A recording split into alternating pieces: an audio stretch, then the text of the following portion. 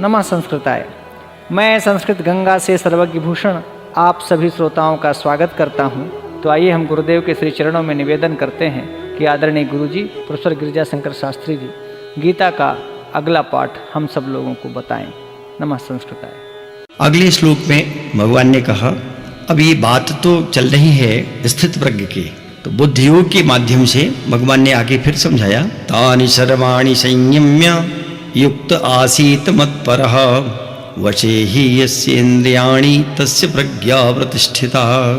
तानि सर्वाणि संयम्य, तानि माने उन, तानि नपुंसक लिंग में बहुवचन में, सर्वाणि माने संपूर्ण इंद्रियों को, पंच ज्ञानेन्द्रिय पंच कर्मेंद्रिय, संयम्य माने वश में करके, युक्त यहाँ ये साधक के लिए है।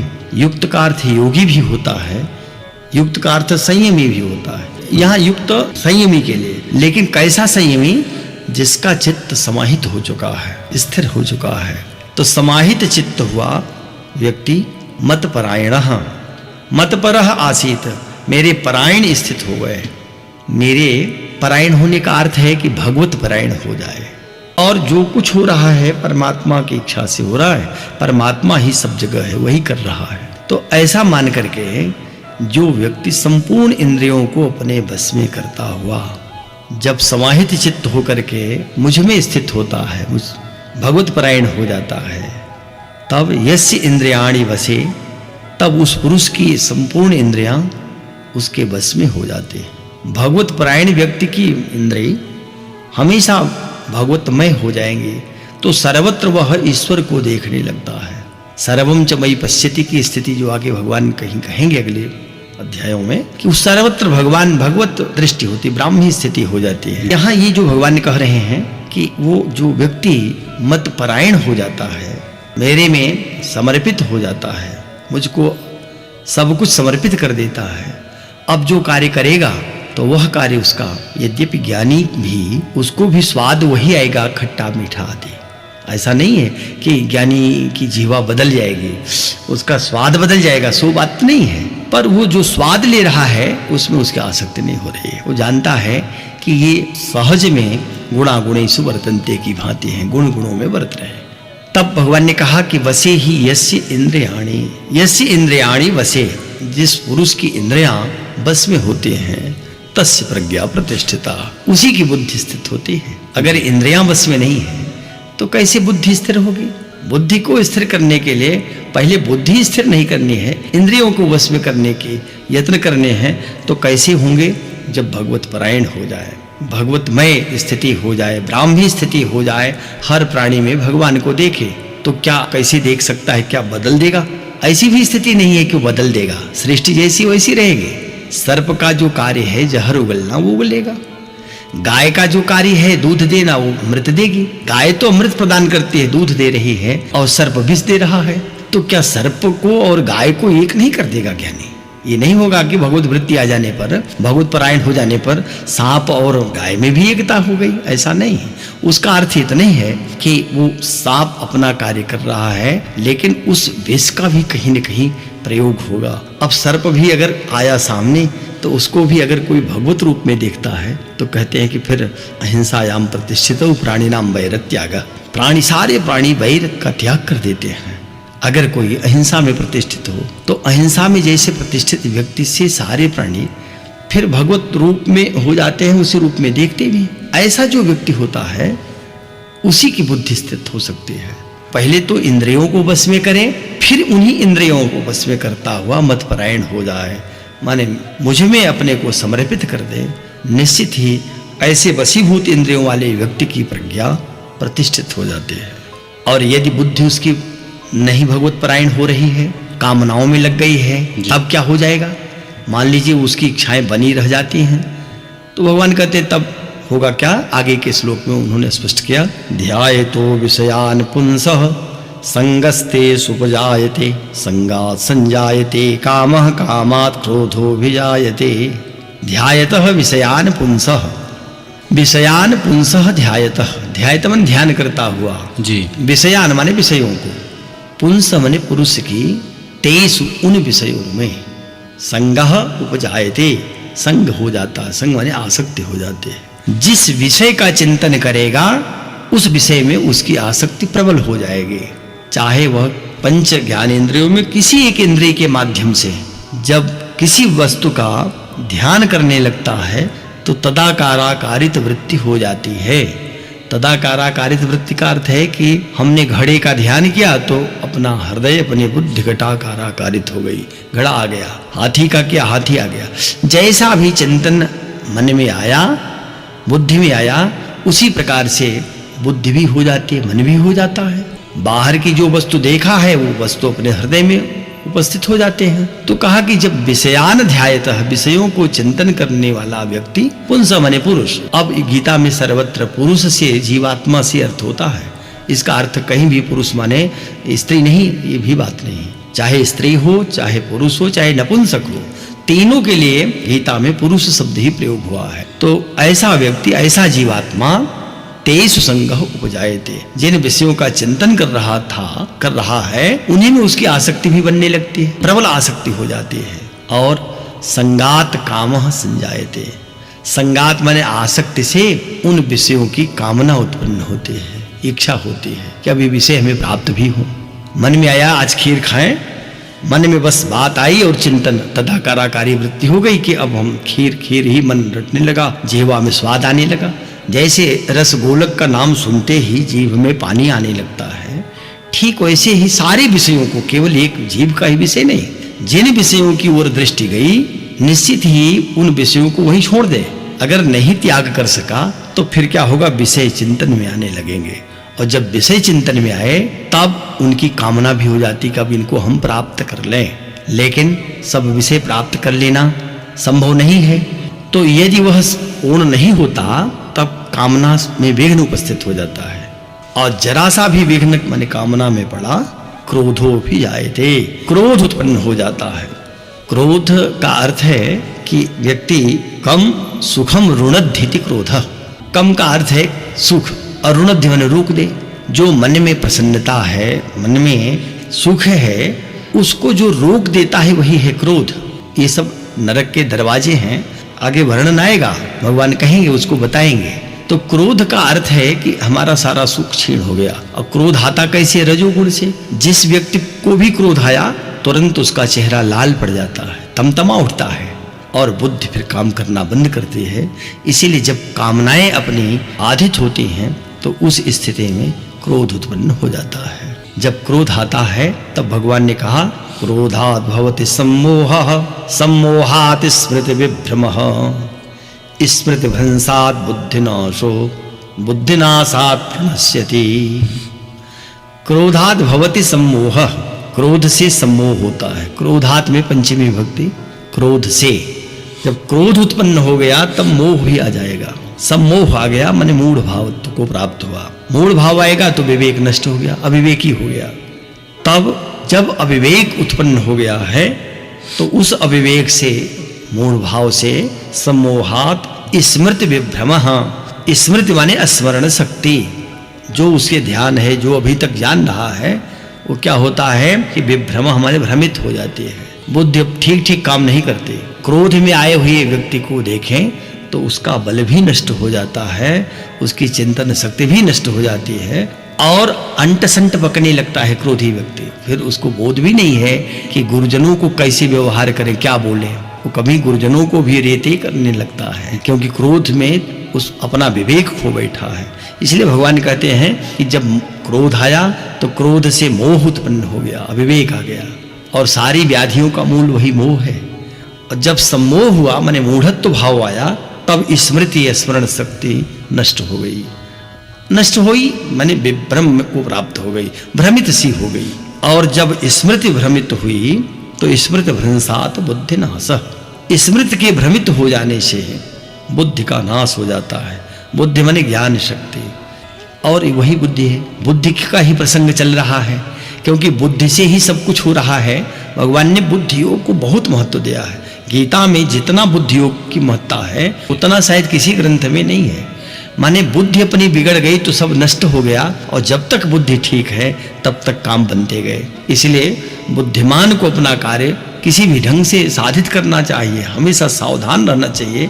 पतन होने पर फिर उठ नहीं पाता। इसलिए कह रहे हैं कि जब स्मृति भ्रंश होता है तो बुद्धि नष्ट हो जाती है। अब बुद्धि नाशात, बुद्धि के नाश होने पर फिर क्या हो जाएगा? तो कहा कि प्रणश्यति। प्रणश्यति का अर्थ है आत्मा नष्ट नहीं होगी, नष्ट तो होगा, पर कैसा नष्ट होगा? जो उसका कल्याण मार्ग था, श्रेय का मार्ग था, श्रेय के साधन से च्युत हो जाता है। ये प्रणश्यति है। प्रणश्यति माने आत्मा, पहले भगवान ने कहा है, अभी आरंभ में ही भगवान ने कहा कि आत्मा कभी मरता नहीं। तो ऐसा व्यक्ति जिसकी बुद्धि भी भ्रमित हो गई, अविवेक आ गया, तो वो बुद्धि का नाश होने से मर नहीं गया, उसकी मृत्यु नहीं हो जाएगी, जीवित तो रहेगा, पर निश्चित ही श्रेय का जो मार्ग था, जिस पथ को चल रहा था, जहां वो चाहता था कि हम परमात्मा का साक्षात्कार कर लें, हमारी उन्नति हो जाए, वहां अवनति हो जाती है, गिर पड़ता है। तो ये बातें कैसे हुई?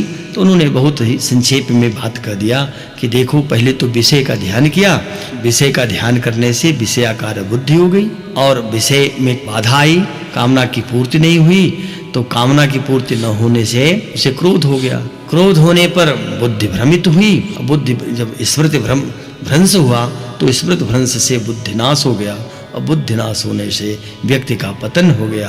प्रणश्यति माने वो अपने कल्याण के मार्ग से नीचे गिर गया। तो इन दो श्लोकों के माध्यम से बुद्धि की महत्ता को भगवान ने स्पष्ट कर दिया। तो बुद्धि नाश कैसे होगी? मूल क्या इसका हुआ? बस मूल वही है, ध्यायतो विषयान पुंस। पुरुष विषय का ध्यान करता है। विषय जो होता है वो तो क्रिया में आता है, लेकिन उससे सूक्ष्म क्या है? वासना। विषय वासना में बहुत अंतर है। विषय तो क्रिया में आते हैं, सामने दिखाई पड़ते हैं। जैसी इच्छा हुई खीर खाने की तो पहले खीर बनाया और फिर खाया, तो ये क्रिया में आया। लेकिन इसका सूक्ष्म जो भाग है वही वासना है, वो पहले से बुद्धि में बैठा है, मन में बैठा है, उसको हम वासना बोलते हैं।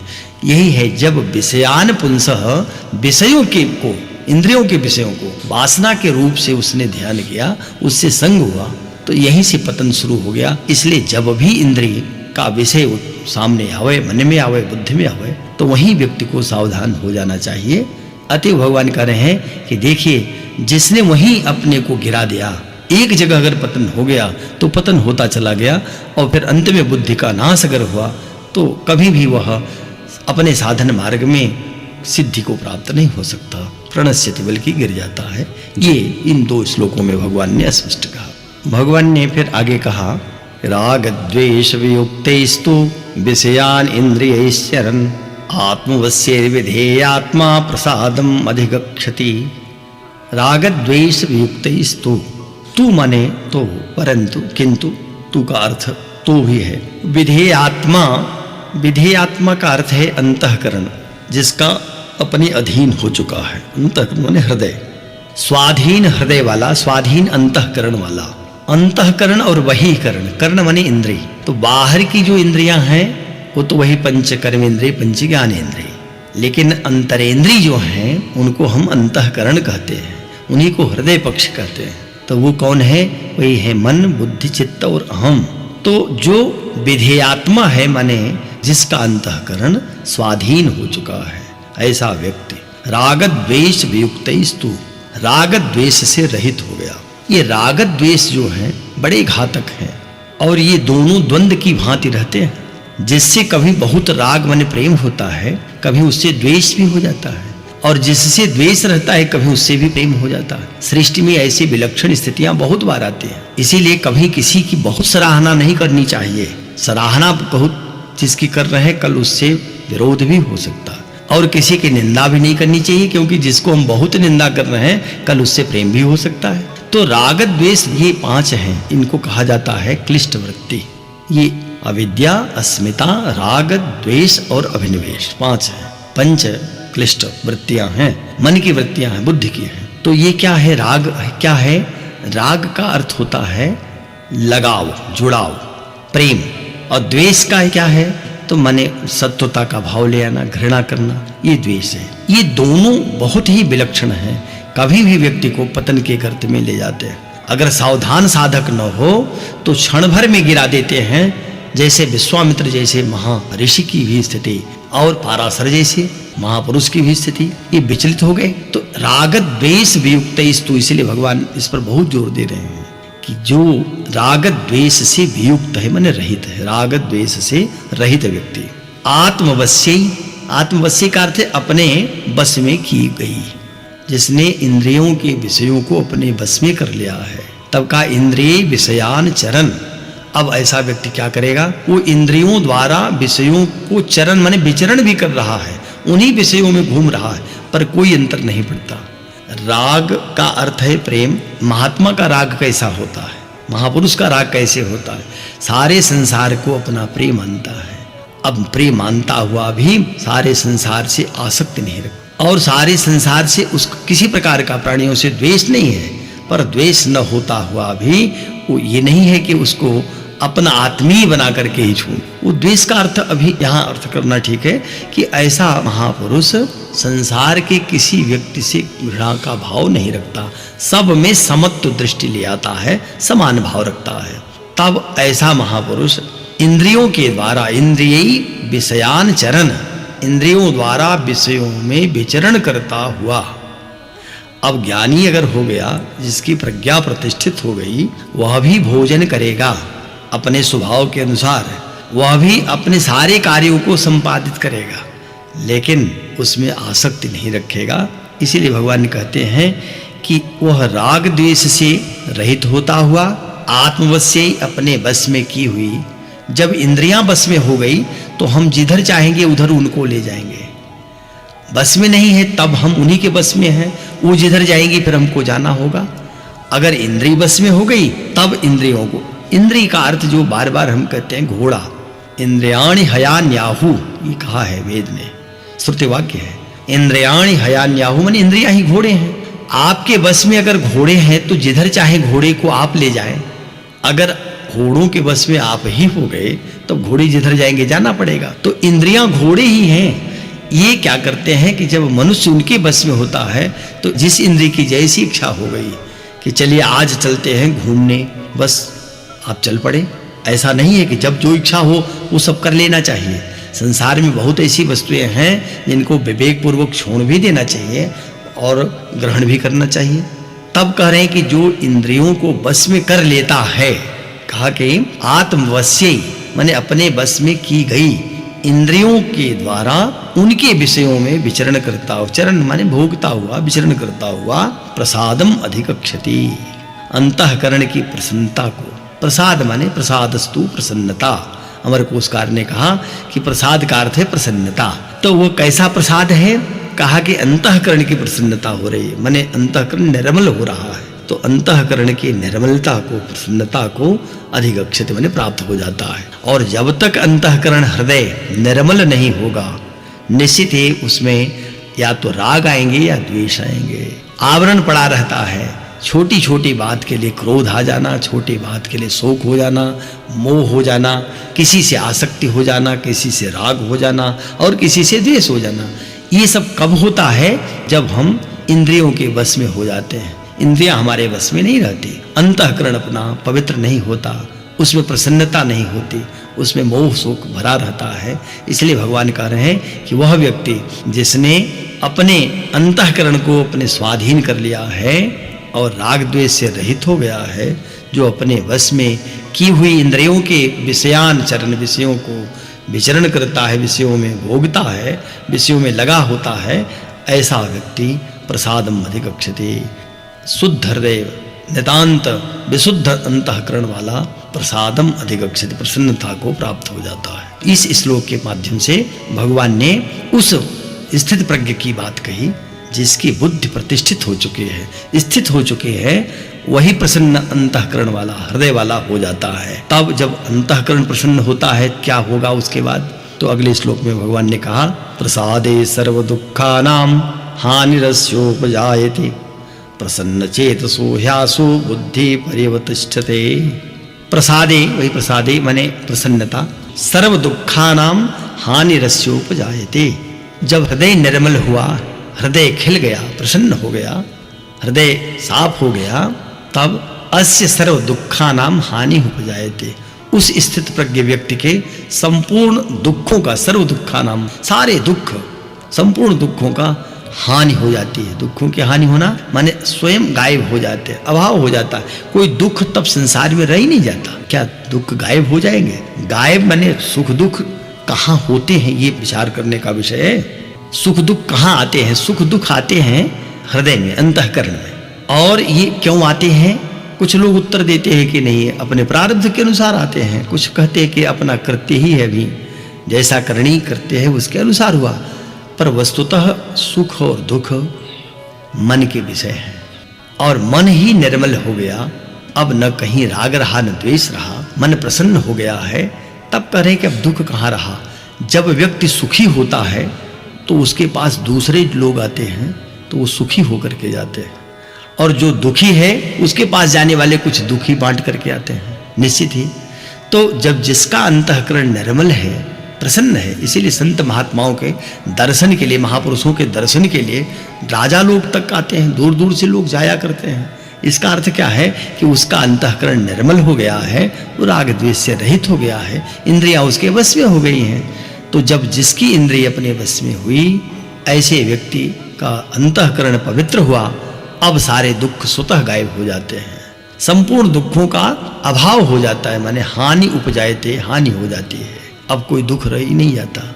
तब क्या होता है? तो प्रसन्न चेतसः बुद्धि, प्रसन्न चेतसः माने प्रसन्न चित्त वाले पुरुष की, बुद्धि माने बुद्धि, आसु ही पर्यवतिष्ठते, आसु माने शीघ्र, बहुत जल्दी, पर्यवतिष्ठते माने अच्छी प्रकार से स्थित हो जाती है, स्थिर हो जाती है। परि उपसर्ग है, अवतिष्ठते वही अस्था धातु, जिसको तिष्ठ आदेश होता है। तो अच्छे प्रकार से उसकी बुद्धि स्थिर हो जाती। प्रश्न यही था, प्रश्न अर्जुन का था कि स्थित प्रज्ञस्य का भाषा, कैसे हम पहचानेंगे कि अमुक व्यक्ति स्थित प्रज्ञ है। तो स्थित प्रज्ञ की बात कहते हुए भगवान ने बता दिया कि देखिए कैसे वो बुद्धि का नाश होने से पतन होता है, और बुद्धि अगर ठीक बनी रही तो इंद्रियों को अपने वश में किया, अब अंतःकरण पवित्र हुआ। अंतःकरण के प्रसन्न होने से क्या हुआ कि जो प्रसादे सर्व दुखानाम हानिरस्योपजायते, प्रसन्न होने पर, अंतःकरण के निर्मल होने पर सारे दुख स्वतः समाप्त हो जाते हैं। और ऐसा प्रसन्न चित्त पुरुष ही, उसकी जो बुद्धि है वो अच्छे प्रकार से, ठीक ढंग से स्थित प्रज्ञता उसी को प्राप्त होती है, बुद्धि स्थिर हो जाती है। यह बात भगवान ने इस श्लोक के माध्यम से कहा। अब अगले श्लोक में भगवान कह रहे हैं, नास्ति बुद्धिरयुक्तस्य न चायुक्तस्य भावना न चाभावयत शांतिरशांतस्य कुतः सुखम। नास्ति बुद्धिरयुक्तस्य, अयुक्तस्य माने साधन रहित पुरुष के, हे यहाँ जो च कहा, च माने और माने हे अर्जुन, अर्जुन को संबोधन करते हुए, हे अर्जुन, अयुक्तस्य जो युक्त नहीं है, संयमी नहीं है, माने साधन रहित जो पुरुष है, व्यक्ति है, उसके अंतःकरण में, इसका अर्थ है अयुक्त का। बुद्धि ही श्रेष्ठ बुद्धि, बुद्धि तो सबको रहेगी, बिना बुद्धि के कौन होता है? हाँ, विक्षिप्त हो जाने पर बुद्धि तब भी बनी होती है, पर वो बुद्धि उसकी उस समय स्थिर नहीं रहती, बस इतनी बात है। तो कहा कि जो श्रेष्ठ बुद्धि है न अस्ति, नहीं होती है। और अयुक्तस्य, जो अयुक्त है, अयुक्त माने साधन रहित पुरुष है, उसके अंतःकरण में भावना न, माने भावना का अर्थ है आस्तिक भाव, न मन नहीं रहता, आस्तिकता का भाव भी उसके मन में नहीं रह जाता, क्योंकि वो साधन रहित हो चुका है। साधन रहित होना क्या है? जिसने परमात्मा मार्ग की ओर चलने का यत्न ही नहीं किया। सब कुछ सुलभ है, कोई ऐसा पदार्थ नहीं है जो पृथ्वी पर उपलब्ध न हो, लेकिन व्यक्ति वो तो खिलौने में मस्त है, जानता हुआ भी कि सब छूट जाने वाला है, कुछ जाएगा नहीं। पर यही है ज्ञानी अज्ञानी का भेद। संसार अज्ञानी को भाषित कैसे होता है? उसको यथार्थ भाषित होता है, सत्य भाषित हो रहा है। पर जो ज्ञानी है वो जानते हैं कि एक भी वस्तु, किसी बच्चे को, अबोध बच्चे को खिलौने से प्रेम हो जाता है, और यदि आप उस खिलौने को लेना चाहें तो बच्चा रोने लगता है। ठीक उसी प्रकार अज्ञानियों की स्थिति है, उन्हें जो कुछ मिला उसे वो समझते हैं कि यह सब हमारी वस्तु हो गई, और अपनी कुछ होती नहीं है, तो सब परमात्मा की। तो भगवान कह रहे हैं कि ऐसा जो व्यक्ति है क्या है? अयुक्त पुरुष है, मन साधन रहित हो चुका है। अब इसके अंतःकरण में अच्छी बुद्धि, श्रेष्ठ बुद्धि नहीं रह जाएगी। तब उस पुरुष की जो भावना है वो आस्तिक भावना भी नहीं रहेगी। तब अभावयतः बिना आस्तिक भाव वाला वो ऐसा व्यक्ति शांतिश्च माने शांति भी नहीं प्राप्त कर पाता। शांति कहाँ से होगी? क्योंकि वह अशांत है, वस्तु को ही, संसार की क्षणभंगुर वस्तुओं को ही अपना सर्वस्व मान बैठ रहा है। तब ऐसे व्यक्ति को शांति भला कहाँ से आएगी? आस्तिक भाव भी नहीं है कि सदग्रंथों को सुने, सदग्रंथों को पढ़े, साधुओं की संगति करे, ईश्वर के विषय में कुछ जाने। तो जब इस प्रकार का व्यक्ति, न तो उसकी आस्तिक भावना है, न साधन उसने रखा, न परमात्मा मार्ग में चलने की जिज्ञासा है, तब ऐसा व्यक्ति क्या होता है कि अशांतस्य माने शांति रहित हो जाता है। और जब शांति रहित हुआ तो उस अशांत व्यक्ति का, शांति रहित पुरुष का सुखम कुतः सुखम, कहाँ से सुख आएगा? सुख कैसे आएगा? सुख आने के कई लक्षण बताए गए। अगर वस्तुतः सुख माने अनुकूल वेदनीयम, हमको सारी अनुकूलता प्राप्त होती रहे, यही सुख है, तो ऐसा सुख कैसे आएगा? जब पहले हम शांत होंगे। ना विरतो दुश्चरितात, जो दुश्चरित्र में लगा हुआ है, ना शांतः, वो कभी भी शांत नहीं हो सकता, अशांत बना रहता है। जो भी अशांत पुरुष हैं वो सुख की कल्पना कैसे कर सकते हैं? कहाँ से सुख मिलेगा? अब यहाँ सुख का अर्थ भौतिक सुख ही नहीं, यहाँ सुख का अर्थ है आध्यात्मिक सुख। आध्यात्मिक सुख कब प्राप्त होगा? जब व्यक्ति ईश्वर की ओर चलना प्रारंभ करेगा, ईश्वर को प्राप्त करने की जिज्ञासा करेगा, आत्मा को जानने की चेष्टा करेगा, तब वह असली सुख को प्राप्त करेगा। बाकी जो सुख दिखाई पड़ते हैं ये सब सुख नहीं, संसार के सारे सुख केवल सुखाभास मात्र हैं। भगवान कहते हैं कि जो ऐसा अशांत पुरुष है, न तो आस्तिकता के भाव हैं और न ही साधन करता है, श्रेय मार्ग पर चलना नहीं चाहता, प्रेय ही उसको दिखाई पड़ता है, वह आस्तिकता के भाव से रहित व्यक्ति शांति नहीं प्राप्त कर पाता। और शांति माने सम माने कल्याणम, अनया सा शांति, जिससे कल्याण होता हो। कल्याण कैसे होगा? बहुत धन मिल जाने से कल्याण नहीं होता। कल्याण के लिए एकमात्र उपाय है कि जब व्यक्ति अपने को पहचान जाता है, आत्मा से साक्षात्कार कर लेता है, तब वह शांत होता है। ऐसी स्थिति में सुख ही सुख है, और दुख जो थे वो पहले ही कह दिया, हानि रस्योपजाये थे। प्रसादे सर्व दुखानाम हानि, प्रसाद प्रसन्नता से, अंतःकरण की निर्मलता से दुखों का अभाव हो जाता है, और जब वो शांत होता है तो सुख प्राप्त करता है। लेकिन जिसने उस मार्ग का चयन ही नहीं किया, जिसकी आस्तिक भावना भी नहीं है, जो साधन रहित है, ऐसा पुरुष कभी शांत नहीं होता। और अगर अशांत है तो अशांतस्य कुतः सुखम, उस अशांत व्यक्ति को सुख कहाँ से प्राप्त होगा? ये इस श्लोक के माध्यम से भगवान ने जो स्थित प्रज्ञ है उनकी बात कहते हुए, जो व्यक्ति स्थित प्रज्ञ नहीं है, केवल इंद्रियों के विषयों में लगे हैं, उनके भी विषय में प्रकाश डाला। और आगे इंद्रियों का ही वर्णन करते हुए जो स्थित प्रज्ञ व्यक्ति है उसकी थोड़ी बात और आगे बताकर अध्याय की समाप्ति करेंगे। प्रसंग चल रहा है स्थित प्रज्ञ का, अर्थात कौन ऐसा व्यक्ति है जिसको हम ये जान लें, देख करके जान लें, उसकी पहचान कैसे कर पाएंगे कि कोई व्यक्ति स्थित प्रज्ञ कैसे है। प्रज्ञ माने प्रज्ञा, बुद्धि, स्थित माने स्थिर। तो जिसकी बुद्धि स्थिर हो चुकी है, जिसकी बुद्धि अब विषयों में बहुत नहीं लगी रहती, ऐसे व्यक्ति को स्थित प्रज्ञ कहा। तो अर्जुन ने प्रश्न कर लिया था कि आप स्थित प्रज्ञता की बात कह रहे हैं, कौन ऐसा व्यक्ति है जिसको देखते हम जान जाएं, उसकी पहचान क्या है? पूछा था कि स्थित प्रज्ञस्य का भाषा, उसके लक्षण क्या हैं? तो उसी को व्याख्या करते हुए भगवान कृष्ण बता रहे हैं।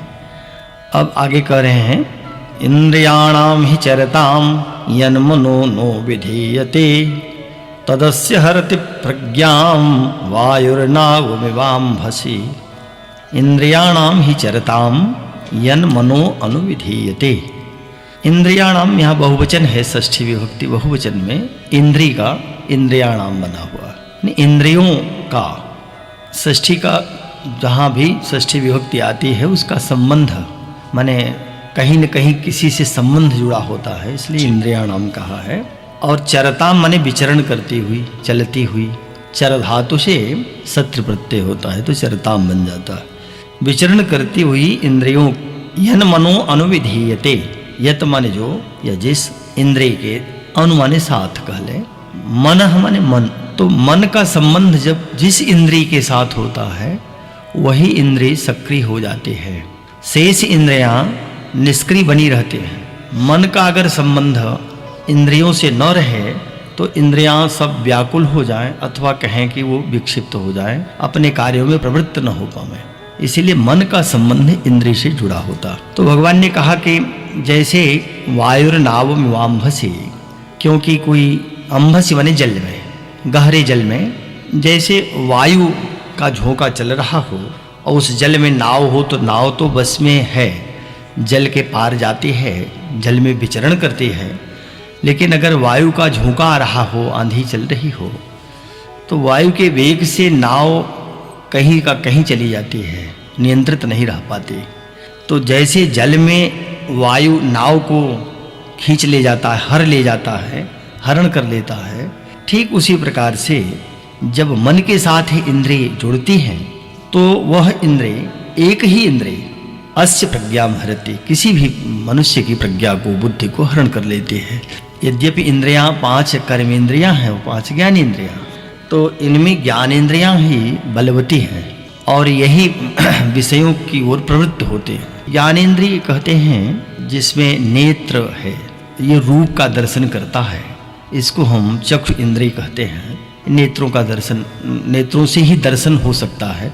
किसी चीज को देखना नेत्र से होता है, लेकिन नेत्र के पीछे भी मन लगा होता है, तब नेत्र देखते हैं। और वह भी इसका जो तन्मात्रा है वो है रूप। तो रूप का दर्शन नेत्र से होता है, इसलिए इसको ज्ञानेंद्रिय कहते हैं, नेत्र को, चक्षु इंद्रिय। और दूसरी इंद्रिय है कर्णेंद्रिय। कर्णेंद्रिय माने श्रवणेंद्रिय, तो सुनते हैं कानों से, और तभी सुनते हैं जब मन का संबंध उन कर्णेंद्रिय से होता है। और तीसरी ज्ञानेंद्रिय है रसना। रसना माने जिह्वा, तो स्वाद लेते हैं जिह्वा से, इसलिए रसनेंद्रिय कहते हैं इसको। और यह भी मन जब जुड़ा होता है, कभी कभी कुछ लोग किसी भी वस्तु को खा करके भी नहीं जान पाते स्वाद, क्योंकि उसका मन से संबंध हट चुका है। और चौथी है घ्राणेंद्रिय, जिसको हम नाक सूंघते हैं, तो सूंघना ये घ्राणेंद्रिय का कार्य है, यह भी मन से संबंध रखता है। और 5वीं इंद्रिय है त्वक इंद्रिय। त्वक का अर्थ होता है त्वचा, स्पर्श, छू करके जान लेते हैं बहुत चीजें। जैसे अंधा व्यक्ति भी स्पर्श करके ज्ञान कर लेता है कि अमुक वस्तु होगी, ये रास्ता है इत्यादि। तो 5 ये ज्ञानेंद्रियां हैं, इनमें मन का संबंध होता है। जब मन का जुड़ाव हो जाता है, लगाव होता है, तब वो इंद्रिय अपने अपने विषयों में प्रवृत्त हो जाते हैं। यद्यपि इनके अधिदैव भी होते हैं, बिना उनके कृपा से वो इंद्रिय सहायता नहीं कर पाती, निष्क्रिय रहती है। तो मन के साथ अधिदैव की भी आवश्यकता होती है। जैसे मन तो बहुत नेत्र से जुड़ा हो, लेकिन अंधकार हो, तो प्रकाश के अभाव में हम देख नहीं सकते। तो प्रकाश जो है यही अधिदैव है, और इसको हम चाहे अग्नि कहें चाहे सूर्य कहें।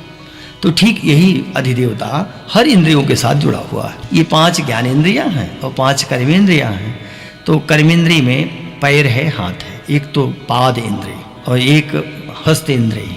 पाणि पाद वाक है, वाणी जो निकलती है, मुख जिसको कहते हैं, यह भी इंद्रिय है। इससे भोजन करके पूरे अंगों को पालन पोषण करते हैं। और जो चौथी है उसको पायु इंद्रिय कहते हैं, मल इंद्रिय, जिससे मल अपसारण होता है। और 5वीं है मूत्र इंद्रिय, इसको उपस्थ कहते हैं। ये 5 इंद्रियां कर्म इंद्रियां हैं, इनको बोध नहीं होता, इनको बस ज्ञानेंद्रियां आदेश करते हैं। 3 कर्मेंद्रियों पर नियंत्रण ज्ञानेंद्रियों का है, और ज्ञानेंद्रियों पर भी नियंत्रण मन का है, उस पर भी नियंत्रण बुद्धि का हुआ करता है। बुद्धि से भी परे आत्मा ही है, यो बुद्धि परतस्तु सह, वही आत्मा है। तो इन 10 इंद्रियों का जो विषय है, वो एक एक इंद्रिय अपने विषय में विचरण करते हैं। और होता ये है कि यदि बुद्धि स्थिर नहीं है तो कैसी चंचल रहे बुद्धि, जैसे वायु चंचल है। वायु की चंचलता के कारण नाव भी कभी जल में रहते हुए भी अपने एक स्थान पर स्थिर नहीं रह पाती। ठीक उसी प्रकार से मन इंद्रियों के साथ विषयों में जब विचरण करने लगता है, तो एक ही इंद्रिय व्यक्ति की प्रज्ञा माने बुद्धि को हरण कर लेती है। व्यक्ति उसी के वशीभूत होकर उसके पीछे भागने लगता है। इसलिए अनुशब्द का प्रयोग किया है। तो यन मनो अनुविधीयते, जो मन है वह उस इंद्रिय के पीछे लगा हुआ विषयों की ओर भागने लगता है, चंचल होता हुआ। तब जब इस प्रकार से व्यक्ति की स्थिति हो जाती है तब उसकी बुद्धि स्थिर नहीं रहती। तो इसका अर्थ यही है कि जब प्राणी, कोई भी मनुष्य कहें, जब उसकी बुद्धि स्थिर होती है और वह मन को बस में करके इंद्रियों के विषयों से अपने को विरत कर लेता है, उसी व्यक्ति की बुद्धि प्रतिष्ठित है, उसी को हम स्थित प्रज्ञ कहते हैं। ये भगवान ने समझाया है अर्जुन को। अगले श्लोक में भगवान ने कहा, तस्माद्यद्य महाबाहो निगृहीतानि सर्वशः इंद्रियाणि इंद्रियार्थेभ्यः तस्य प्रज्ञा प्रतिष्ठिता। तस्मात् माने इसलिए, महाबाहो माने हे महाबाहु, जिसकी भुजाएं बहुत विशाल हैं, जो बहुत बलवान है, ये महाबाहु का अर्थ है। माने हे महाबाहु अर्जुन, यस्य इंद्रियाणि, जिस पुरुष की ये इंद्रियां, ज्ञानेन्द्रियां, सर्वशः सभी प्रकार से, इंद्रियार्थेभ्यः, इंद्रिय और अर्थ, तो इंद्रियों का अर्थ क्या है, विषय क्या है। जैसे नेत्र का विषय है रूप, देखना, कर्ण का विषय क्या होगा, तो शब्द का सुनना, जिह्वा का क्या विषय होगा, तो स्वाद लेना, रस को ग्रहण करना। त्वक इंद्रिय का कार्य है स्पर्श करके जानना, ज्ञान करना। और जो श्रवण घ्राणेन्द्रिय है उसका अर्थ है कि सूंघना, सूंघ करके जान लेना। तो ये शब्द, रूप, रस, गंध और स्पर्श, ये 5 विषय हैं 5 ज्ञानेन्द्रियों के। तो इंद्रियार्थेभ्य माने इंद्रियों के अर्थ के विषय में, विषयों में, इंद्रियों के विषयों में। कह रहे हैं कि निगृहीतानि, निगृहीतानि का अर्थ हुआ कि जब वो बस में हो जाते हैं, इंद्रियां अपने विषयों में जब बस में हो जाए, माने विषयों के बस में ना हो, विषय ही इंद्रियों के बस में हो जाए, तस्य प्रज्ञा प्रतिष्ठिता, माने उसी व्यक्ति की बुद्धि प्रतिष्ठित है। इसका अर्थ है कि इंद्रियां जल्दी विषयों में व्यक्ति को आकर्षित कर लेते हैं, विषय मीठे लगने लगते हैं, और जब विषय मधुर लगते हैं तो अन्य वस्तुओं के प्रति मनुष्य का आकर्षण समाप्त हो जाता है। वो उसी विषय के प्रति बिल्कुल विक्षिप्त होता हुआ सा भागने लगता है। इसीलिए जो पूर्व श्लोक में चरताम कहा है, वो चरत का अर्थ चलना, विचरण करना। तो विचरण करता हुआ, भागता हुआ व्यक्ति उस इंद्रिय के वशीभूत हो जाएगा।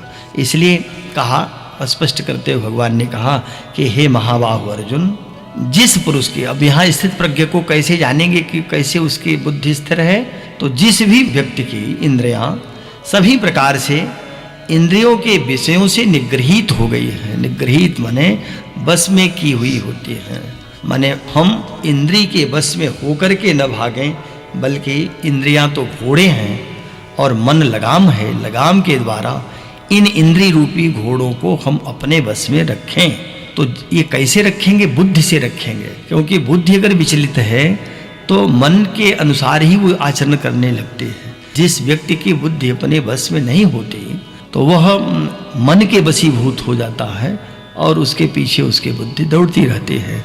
तो कहा कि जिस बुद्धिमान व्यक्ति की बुद्धि मन को बस में कर लिया है, तो मन से इंद्रियां वशीभूत हो गई और अपने विषयों में को निगृहीत कर लिया है, मन उन पर उनका अंकुश बन गया है।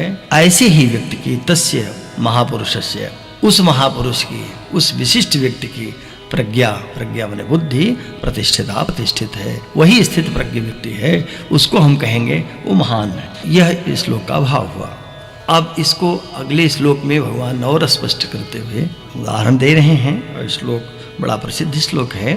भगवान ने कहा, या निशा सर्वभूतानां तस्यां जागृति संयमी, यस्यां जागृति भूतानि सा निशा पश्यतो मुनेः। या निशा सर्वभूतानां, निशा माने रात्रि, न शम यया इति निशा, माने जब व्यक्ति सो जाता है, सारे प्राणी जब सो जाएं, जो अत्यंत तमोमयी है, इसको अंधकारमय कहते हैं, वो रात्रि है। रात्रि का शब्द है निशा।